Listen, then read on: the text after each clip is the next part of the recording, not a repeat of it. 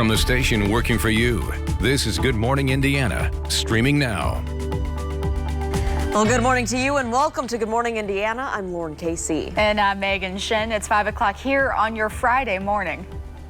Good morning, I'm Rafael Sanchez. These are your headlines on this July the 9th.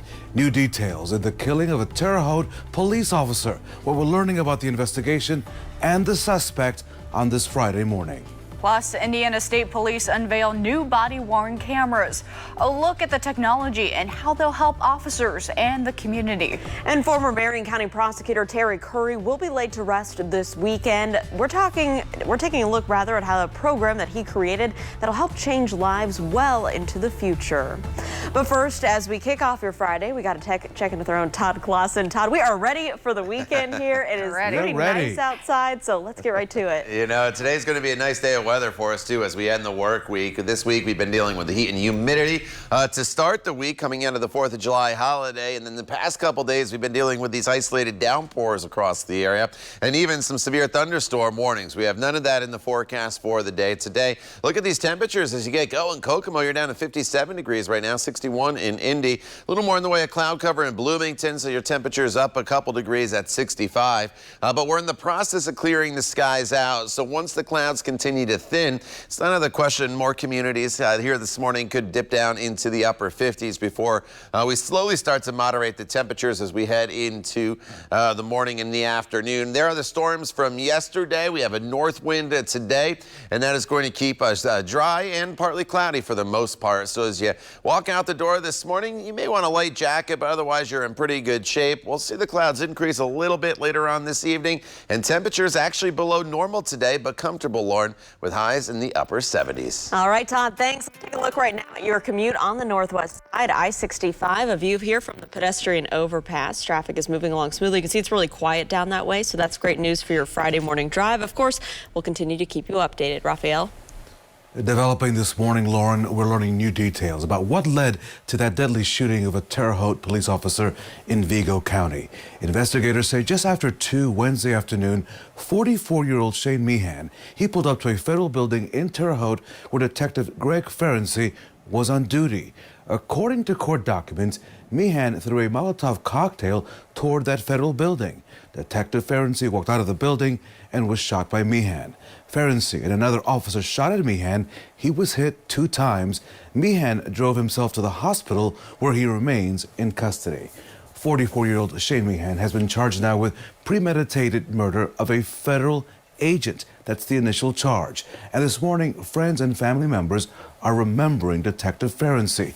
He was a 30-year veteran of the Terre Haute Police Department and had been a member of the FBI task force since 2010.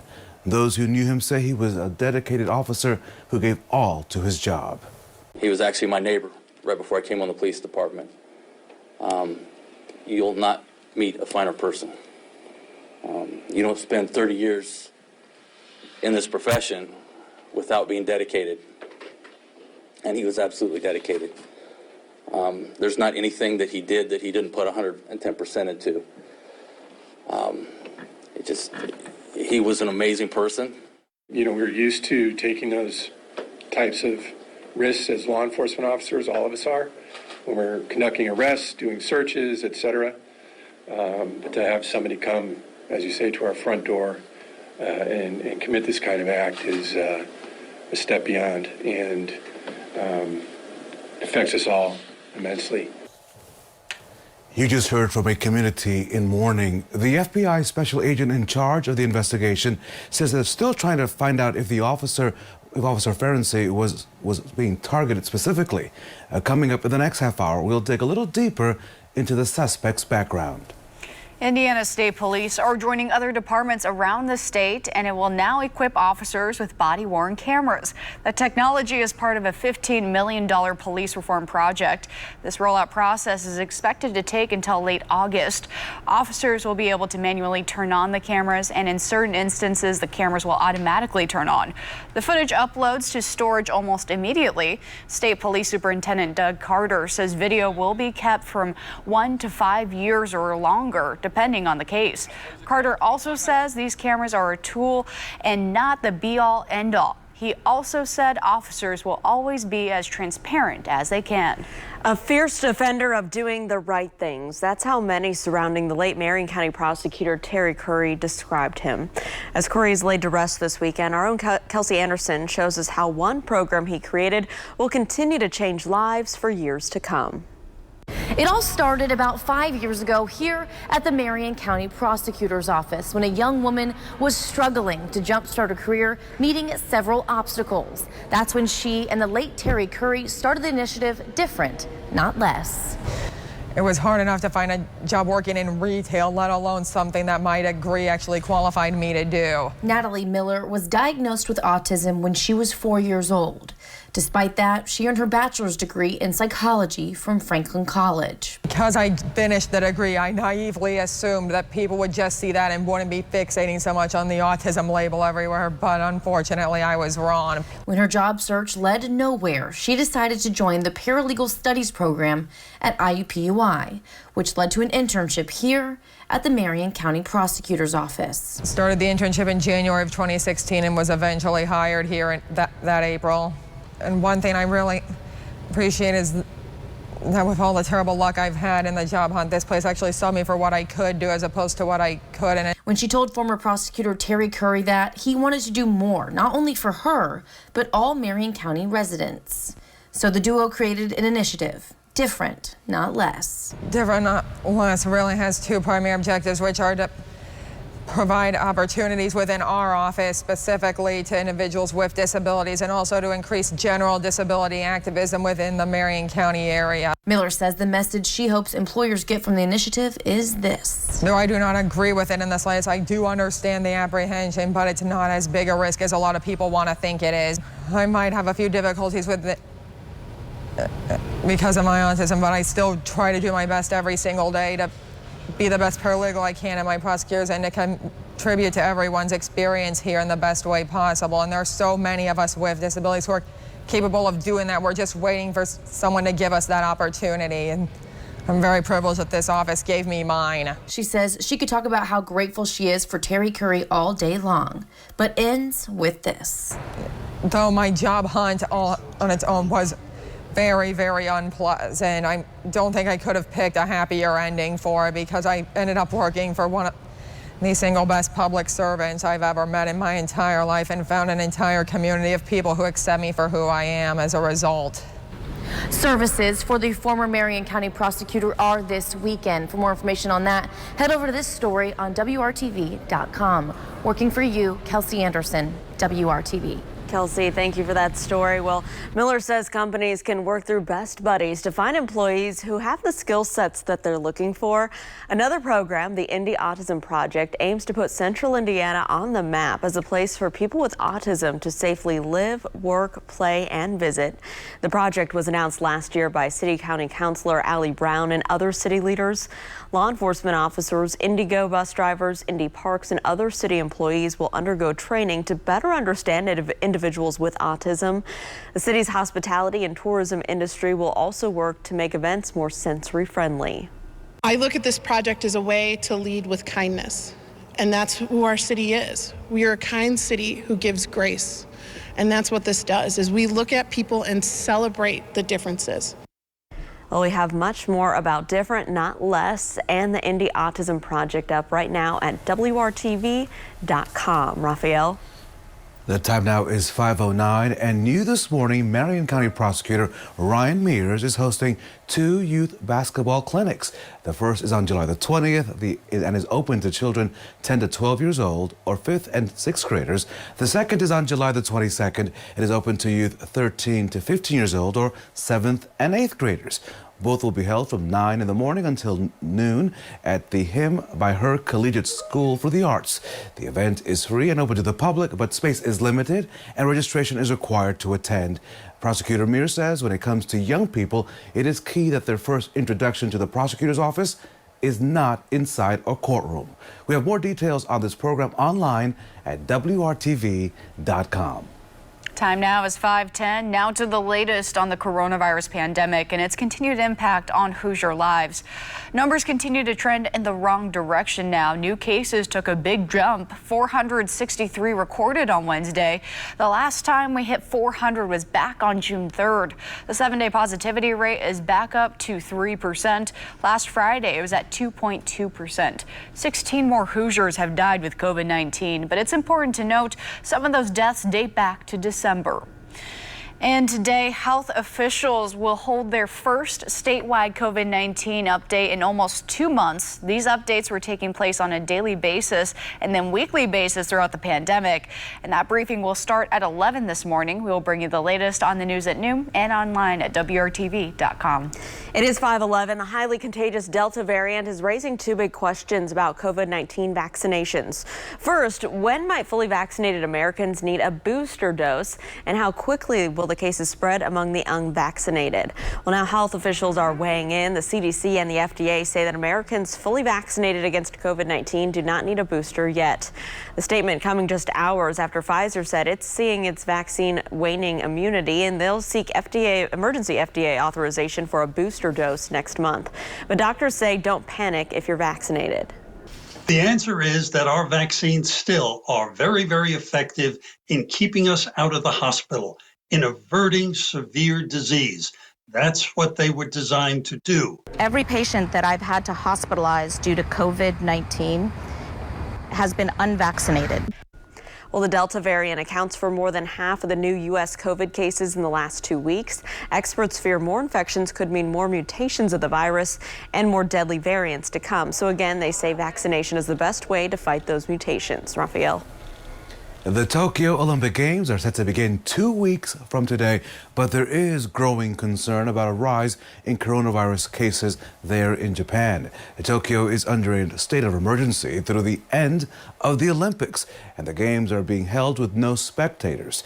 So far, Japan has reported over 800,000 cases and almost 15,000 deaths since the pandemic began. On Thursday, a few dozen demonstrators protested against the Olympics and the arrival of IOC President Thomas Bach.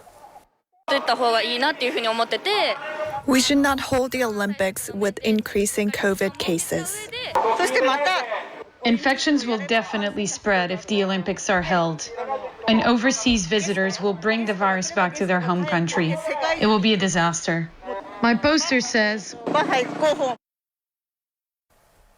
Meanwhile, the White House says the U.S. supports the Tokyo Olympic Games and the public health measures in place, and the administration supports the Games going on as planned. Time to check your forecast on this Friday. And Todd Clausen, we're hoping for less rain on this Friday because yesterday, downpour after downpour. My man, what was going on? You know, it was a rough day yesterday with those downpours and multiple ones, as you mentioned, Raphael. And when it rained, it came down hard. There was no light rain out there whatsoever. Today we get a nice break, not only from the rainfall, but from the heat and humidity as well. If you're taking it up here this morning or throughout the day, temperatures start off in the upper 50s here at 7 a.m., only 68 degrees by 11 a.m. And later on this afternoon, very comfortable with a high temperature that'll be in the mid to upper 70s with partly cloudy skies. The front has pushed through the area.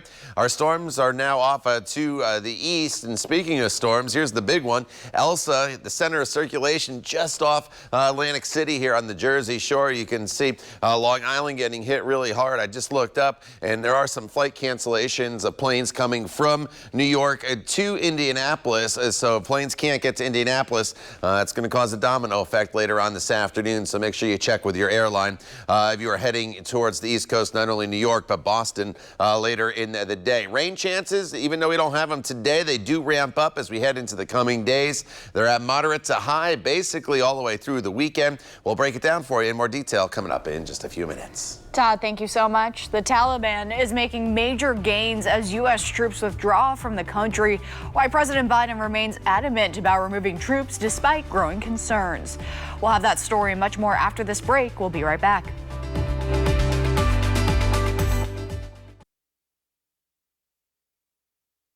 Welcome back. Developing this morning, President Biden is defending his decision to end the war in Afghanistan despite the Taliban gaining ground in recent weeks. Last week, troops left Bagram Air Base, and President Biden said a complete withdrawal is expected by the end of next month. The drawdown has coincided with major Taliban gains. According to Afghan officials, Taliban fighters have seized control of a key district in western Afghanistan that includes an important border crossing with Iran. And in the last week, the Taliban has overrun areas bordering 5 countries. Despite this, President Biden says it's time to end America's longest-running war. We did not go to Afghanistan to nation build. And it's the right and the responsibility of the Afghan people alone to decide their future and how they want to run their country.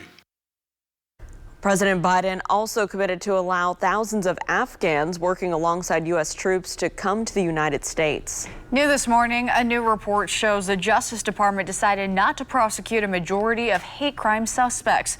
The report shows only 17% of hate crime suspects were prosecuted by U.S. attorneys between 2005 and 2019. 1% had their cases decided by magistrate judges. According to the report, though, insufficient evidence was cited as the most common reason hate crimes were not prosecuted. Hate crimes are defined as crimes committed based on a person's race, nationality, sexual orientation, gender identity, religion, or disability. The DOJ has not commented on this report. Time now is 5:19. It is Friday, Todd, and it felt good overnight. I'm hoping for a good forecast throughout the day. You know, we're ending the work week with a decent forecast. We have lower humidity, we have partly cloudy skies, and no real rain in this forecast until late today. So if you have any Friday evening plans, I think you're in pretty good shape. And then once we get into, say, the 11 o'clock hour, more so the overnight hours, that's when we're going to start to bring back in some rain chances. We have a little bit of cloud cover that's out there still across parts of central Indiana, but we're in the process of thinning this cloud cover out. That is the good news, and we'll continue to see partly cloudy skies throughout the course of the entire day. But it's a very active weather map still across the area with several features on this map. Here's Tropical Storm Elsa making its way to New York and New Jersey right now. This is going to impact Boston later in the day and then eventually up into the Maine area. So if you do have travel plans in this direction, make sure you check with your airline. These scattered storms are the ones that went through our area yesterday with the passage of the cold front. And then this cluster of storms, some we'll have to keep an eye on as we work our way into the evening and overnight hours. They should continue to track off towards the southeast, and it may clip far southwest Indiana as we get into the evening hours. But overall, with the passage of this cold front, we're now bringing in a northerly wind, and that is going to start to keep the humidity down, and it's also going to keep the temperatures from warming a whole lot here throughout the course of the day today. We sit at 61 degrees right now with a north wind at 9 miles per hour. You notice that humidity number, it's still way up there. You would think you see 87 when you walk out the door. You're walking out to a wall of humidity. Not the case. Humidity is relative to the temperature, so when the temperatures are cooler, the humidity is going to be higher at this time of year. You always have the highest humidity levels in the morning hours. Temperatures are in the 50s in Monticello as well as Peru. 60 right now in Martinsville. 65 is the current temperature in Bloomington. 59 as you make your way into the Greenfield area. High temperatures today will be going up into only the 70s in most locations. A couple 80s here down to the south. 78 in Indy, 76 in Peru with those comfortable humidity levels this evening. There's definitely a little more in the way of cloud cover this evening with temperatures that'll go from the 70s eventually into the 60s. And then we get into the day tomorrow. Your Saturday's not going to be the best weather day. Now, it's not a complete washout of a day, but there's definitely quite a bit of cloud cover around. Probably won't be the best pool day if you just want to get out there and get a tan. And it's going to be a little on the cool side with temperatures in the mid 70s. And then we'll have periods of rain off and on throughout the course of the day today, or tomorrow rather, and some thunderstorms. I think Sunday's probably maybe a little wetter than the day on Saturday. And then as we work our way into Monday, Tuesday, Wednesday, and Thursday, pretty consistent forecast there, Lauren. Temperatures in the mid 80s with a daily chance of some pop-up storms. All right, Todd, thanks so much. Let's take you out here to I-70 near State Road 9 in Greenfield. Good morning to you. You can see traffic there very quiet this morning. We'll keep you updated on any slowdowns for your commute, but right now things are moving along up to speed. Raphael.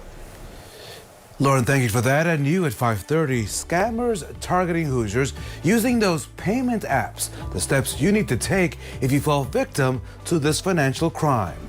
That story and much more on this Friday right here on WRTV.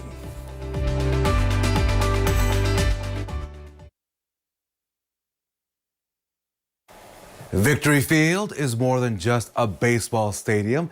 It is once again doubling as a movie theater. Flicks at Victory Field is back on this month, and of course, fittingly, all 3 summer movies are baseball themed. Of course they are. A Field of Dreams is coming your way on Thursday, July the 29th. Rookie of the Year on Friday, August the 30th, and Bull Durham on Thursday, September the 23rd. Tickets are now available. You can purchase them online. And Todd, yesterday was foul, so today I'm expecting a home run from the weather department. Come on, you could do it. Yeah, I don't know if it's a home run, but it's probably at least a ground rule double or maybe a triple here, Raphael. Take it. As I'll take it. The humidity's down. Hey, you're in scoring position. That's all that matters. The humidity's down. The temperatures are going to be a little bit below normal today. That's why maybe it's not a home run for everybody, but in some people's scorebook it might be. 61 in Indianapolis right now, 62 in Bloomington. We'll have a mixture of sun and clouds here throughout the course of the day today, with temperatures that'll warm to about 70 degrees by the noon hour. And then high temperatures today will be in the upper 70s with that mixture of sun and clouds. So overall, it's a very, very nice day. It's a break from the heat, the humidity, and the chance of storms, because those storms, they return to the forecast starting tomorrow. The time now is 5:27. You're watching Good Morning Indiana right here on WRTV. Stay with us. We're back at 5:30.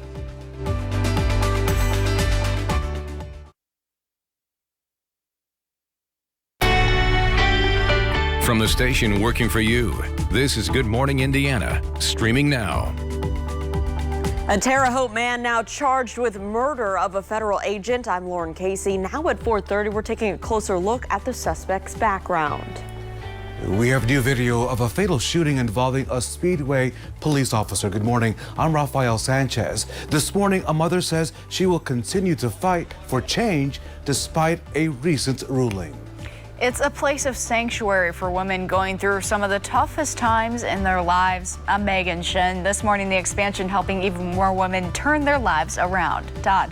All right, as you walk out the door on this Friday morning, you're walking out to a new air mass that's in place. That's the good news. It's less humid than what we've had the past couple days. And we're walking out to dry conditions, and that is good news as well. Grab the sunglasses. You don't need the umbrella today.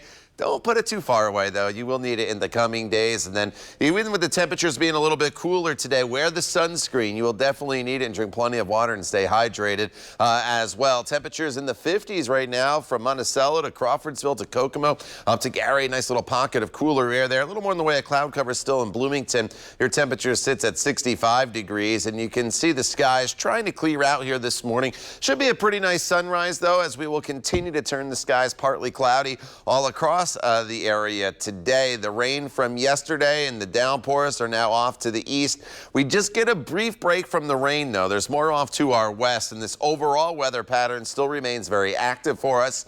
And as we get into the weekend, we will have numerous opportunities for some downpours, so that's why you should take advantage of today. Get outside, mostly sunny skies to start, then turning partly cloudy throughout the afternoon hours. Temperatures a little bit below normal, but again, the July sun still very, very strong, obviously. So 76 degrees at 4 p.m. Lauren's going to feel quite nice. All right, Todd, thank you so much. Let's take a look right now. If you are heading out the door this morning, this is over on the northwest side. Your commute here on I-465 is a smooth one near West 86th Street. Just a few vehicles there moving across your screen. We'll continue to keep a close eye on your roads for your Friday morning and let you know if there are any issues you need to avoid. But right now, things are very quiet. Raphael. So, Lauren, only on WRTV on this Friday, this morning body camera video from Speedway Police showing an officer shooting a man after a chase. Here are the details. On Thursday, a special prosecutor ruled that the officer who fired the shots acted in self-defense and will not face any criminal charges. Special Prosecutor Chris Gall says that Officer Robbie Harris acted in self-defense. A report filed in Marion Superior Court says that 28-year-old Dear Gray was holding a BB gun when he was shot. WRTV obtained body camera video from Speedway Police showing officers make initial contact with Gray. You could see it right there. They were called to West 25th Street to investigate reports of a man living in a car and defecating in a parking lot. Court records say when officers went to talk to Gray, he ran away. Another officer tried using a taser on Gray, and that's when a third officer noticed what looked like a black firearm. The video shows Officer Harris following in his vehicle, then getting out and telling Gray to drop the weapon. You better drop it right now. Drop it. Drop it. Drop it. What is it? Drop it. I want to talk to you. Drop it right now. Drop the gun. The black item that investigators and the special prosecutors say was a BB gun can be seen at Gray's side as Officer Harris fires his weapon. Once Gray is on the ground, officers continue to yell at him to drop the weapon. You heard it right there. Eventually, Officer Harris kicks it away from him. As officers handcuff Gray, he can be heard telling them his arm is broken and that he's bleeding. Officers called a medic to the scene. Dear Gray died days later at the hospital from his injuries. This is just a portion of the video released to us by Speedway Police. You can watch an extended portion and read all of our reporting on this shooting right now at WRTV.com. Deer's family says he has been diagnosed with schizophrenia and had not taken his medication in years, Lauren. And after the special prosecutor announced no charges would be filed against the officers involved in her son's death, Tanya Atkins told WRTV, quote, "I wish that we lived in a world where we didn't have to have lawyers dictate our every move and decision. A person does not understand how much a personal apology would do. It wouldn't bring my son back, but it would help me maybe have a little faith in the system," end quote. She says she'll continue to fight for better laws to protect the mentally ill. Raphael? We want to take you now west of Indianapolis to Vigo County, where the man accused of ambushing and killing a Terre Haute police detective has been formally charged with murdering a federal agent. Detective Greg Ferenczi was a member of the FBI task force. According to a criminal complaint filed in U.S. District Court, the man who shot him is Shane Mahan. Court documents say that Mahan pulled up to a federal building there in Terre Haute, where Detective Ferenczi was on duty, threw a Molotov cocktail towards that federal building. Ferenczi, he walked out of the building and was shot by Mahan. According to the documents, Ferenczi and another agent shot at Mahan. He was hit 2 times.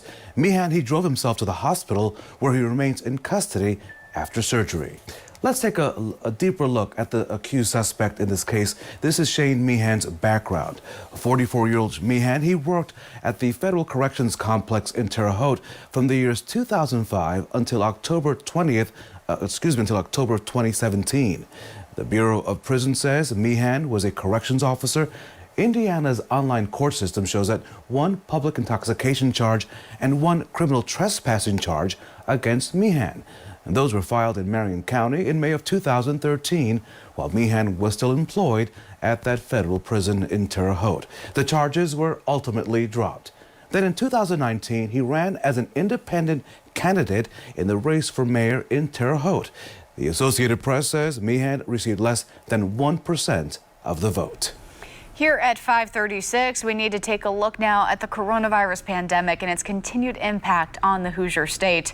This morning, the state health department reports 463 new cases of the virus. Health officials also report 16 more Hoosiers have died with COVID-19. However, it's important for us to note that some of those deaths date back to December. We also want to take a closer look at the spread of coronavirus variants here in Indiana. This morning, health officials report a little more than 5,200 variant cases in the state. A majority of those cases are the Alpha variant. So this morning, Pfizer reports it's working on a booster dose for its coronavirus shot and reports the vaccine may be less effective over time. Pfizer's announcement comes after Israel reported a decrease in the vaccine's efficacy from more than 90% to about 64%. The country's health ministry blamed the drop on the growing threat of the highly transmissible COVID-19 Delta variant there in Israel.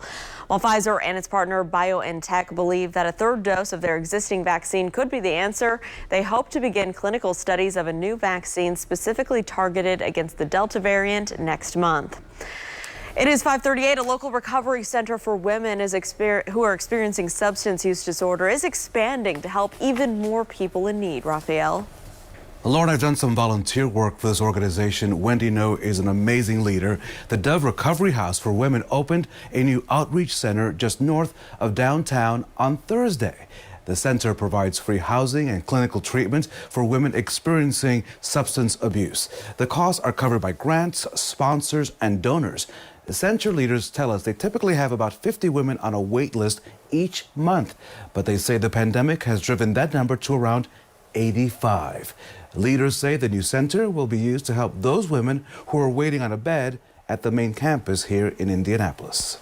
When a person makes a decision to stop using drugs and alcohol, you have about a 24-hour window of time to get them into active treatment. And unfortunately, our wait list is about 3 to 4 months. And so by opening up an outreach center and getting them clinical services all in one place while waiting for a bed, we can hopefully keep them within the triage and the treatment cycle of for their addiction, and hopefully not lose them back to that use of substances. Wendy and her team do really good work here in Indianapolis. The new outreach center will have special programming, offer space for DCS visits, and will have therapists and employment specialists on hand to help the women. The Dev Recovery Center expects to help 40 to 50 additional women each year with its new space. Megan? So, Raphael, let's take a closer look now at why programs like this are such a big deal in our state. This morning, data from Indiana University shows that nearly 1 in 12 Hoosiers meet the criteria for having a substance use disorder. That's almost 500,000 people. And right now, there is a particular drug rising up, threatening the lives of people across Indiana. Illegal fentanyl is our biggest issue right now. And if you remember, fentanyl is very deadly. It is what is driving our overdoses right now. It's also driving our naloxone administrations.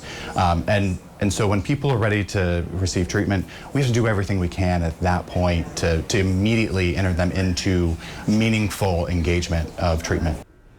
If you're struggling with addiction, you can get help right now. Dial 211 anytime and they can connect you with the resources you need. You can also call the Indiana Addiction Hotline at 1-800-662-HELP. We have those numbers posted for you on our website, WRTV.com. It is 5:40 and new this morning. We're taking a look at what to do if scammers target you with the Cash App customer service app. This morning, WRTV's Troy Washington is live to explain the steps to take after scammers strike. Troy, good morning. Good morning. Yeah, not long ago, guys, I introduced you to Jacqueline Sanders, who is in the process of trying to get her money back after she says scammers targeted her for hundreds of dollars. Now, hopefully you're never standing in her shoes, but if you are, here's what you want to do. This family jumped at the chance to cash in with the Cash App card, but who wouldn't? It's convenient, and at this point, who doesn't use the popular app? We were supposed to take vacation next week with our kids to Florida for the first time. That was our, rental car money, and they took it, and I'm scared to use the provisional credit because if Cash App denies it, then what do you do? After scammers ripped this family off by pretending to work for Cash App customer service. Instead of packing, this family is waiting to see if and when they'll get the money back they say was stolen from them. I've already made a police report. I gave them my police report number. I gave my bank my police report number, but really I'm kind of just stuck now. My bank did, issue the provisional credit, but like they told me, it's basically Cash App's decision. Of course, no one wants to fall victim to a scheme like this one, but if you do, you'll want to file a police report. Next, get the actual Cash App customer service team to investigate with as much documentation as possible. Next, inform your bank right away. All things this family has done, but now they're just playing the waiting game to see if the outcome of the investigation will fall in their favor. Now, Lauren, currently the family is at the mercy of an investigation, but there's so much to learn here, and hopefully people are paying attention so that they're not standing in those shoes as well. Right, Troy. So what's the key here if this happens to you? How do regular people increase their chances of getting a more favorable result? Well, documentation, and you want to act quickly. As soon as you realize that you've been a victim of a scam, then you want to get on it by filing that police report, contacting your bank, and supplying them with all of that documentation. All of that gets the ball rolling. And you also want to file a report with the Better Business Bureau so that you can make sure no one else has to fall victim as well. Working for you, I'm Troy Washington, WRTV. Yeah, Troy Washington working for you with a good consumer alert. Troy, thank you so much for that. And we're learning more this morning about the assassination of Haiti's president, Jovenel Moïse. Still ahead this morning, the growing list of those police now think are responsible. And from dangerous flooding in the east to a historic drought in the west. Coming up this morning, we're looking at where extreme weather is impacting our country. That story and much more coming up after this break.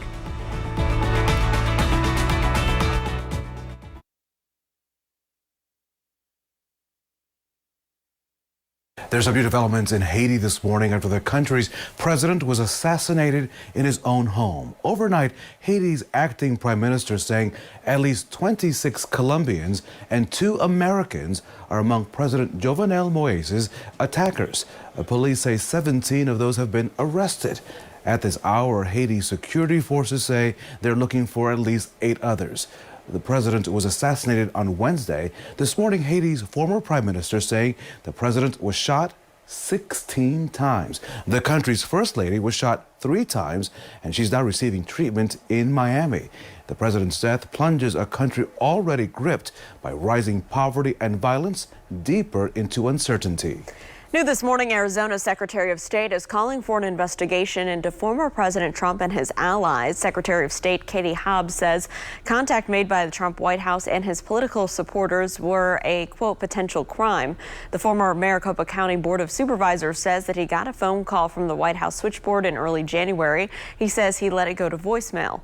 2 previous reviews show no widespread election fraud occurred. Megan. And time now is 5:48. The Pacific Northwest has seen some of its worst drought conditions in over a century. The U.S. Drought Monitor says conditions in the region are among the driest since 1895. And more than 93% of the West is in a drought. That's the highest on record so far. The affected area has nearly doubled in size compared to the same time last year, and the current heat wave is not helping matters. Analysis from more than 24 scientists blame the hot and dry weather on human-caused climate change. They say the heat wave would have been, quote, virtually impossible without the effects of climate change. This morning, Tropical Storm Elsa making itself really known in the New York City area. I want you to see this video. This video was taken in New York City's Washington Heights neighborhood. That's on the upper side of New York City, of Manhattan, near 181st Street. You can see a woman trudging through waist-high water to get to the subway, either the A or the 1 line, depending where you live in those neighborhoods. Crews spent the overnight hours pumping water out of the subway system. The impact of Elsa wasn't just felt below ground. Rising waters also caused issues in Manhattan and in the Bronx. New York City leaders are now urging residents to only travel today if it's necessary. So far this morning, just a few flights, by the way, are impacting Indianapolis flights to the northeast. There's some delays or cancellations depending on whether you're flying into New York or Boston. So please check with your airline before you head to the airport this morning. But for many people, Todd, I'm sure they already received their text telling them, hey, you're going to have to wait just a little bit longer because Elsa is doing a lot of stuff there. As you can see, that's my subway station. Yeah. 181st Street. Good morning. Good morning. You know, and that's after several rounds of heavy thunderstorms that they had in the metro area. My mom in New Jersey, they had quite a bit of damage in their neighborhood with some strong storms on Wednesday. And then yesterday, another round went through, and now they're dealing with Elsa. So, yeah, a lot of flooding taking place in the northeast. Here's the storm system right now. The center of circulation just off the Jersey shore there. But it's not a great beach weekend, or at least start to it here on Friday. You can see the northern part of this storm system lashing out on Long Island here, Long Island Sound, pushing up into Connecticut as well. The rain doesn't go too far back off to the west, so Philadelphia is in much better shape if you're flying there, say, than the New York airports, and then eventually Boston as we push later into the course of the day today with the heavy rainfall and then, of course, the wind as well. Here's the broken line of showers and storms that went through yesterday with the passage of a cold front. That cold front has changed the wind direction here in central Indiana. We now have a north wind, and that north wind is helping to dry us out a little bit, cool us down, and drop the humidity as well. One thing we'll have to keep an eye on here as we work our way into the afternoon and evening hours is this cluster of storms. It's going to kind of track here off towards the southeast. northeast. And some of the computer models want to hold it together and bring a few spotty showers in to the forecast this afternoon. But overall, think of today as a dry day and a needed break from the rain because more is heading our way tomorrow. Here's the partly cloudy skies that we have out there. Here's that one computer model again that wants to bring that cluster of storms in Iowa in here as a few scattered showers this evening. Even if we do see a sprinkle or two, it's nothing like what we went through yesterday with those tropical-like downpours. It'll just be a hit or miss shower, but better rain chances will enter the forecast once we get into your Saturday and Sunday. The view from IMS towards downtown Indianapolis as the skies start to brighten here this morning. It's a new air mass. It's more comfortable. The humidity is gone. 56 right now in Crawfordsville. 63 is the current temperature in Bloomington.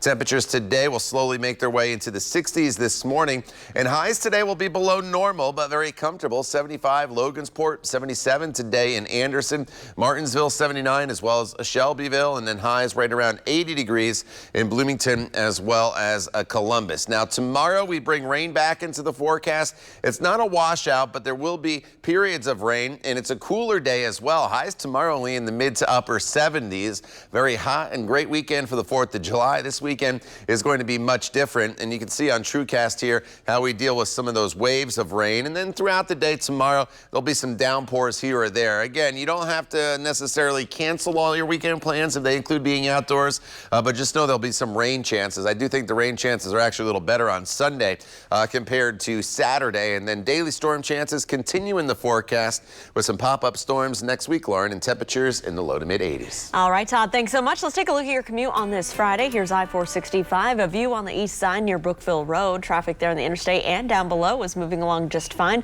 Not monitoring any major slowdowns or crashes for your commute, so that's great news this morning. Raphael? Athletes from coast to coast will be watching the ESPY Awards this weekend. Coming up, the big award one Hoosier athlete is up for this weekend. Details on that coming up right after the break.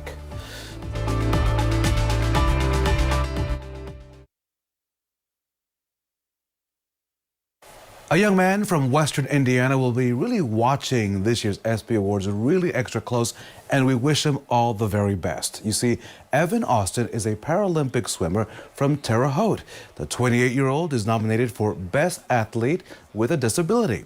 According to swimswam.com, Austin was born with a rare disorder causing weakness and stiffness in the leg muscles, but that did not stop him. The reigning world champion in the men's 50-meter butterfly has qualified for the 2021 Paralympic Games in 3 events. This will also be Austin's 3rd Paralympic appearance for Team USA.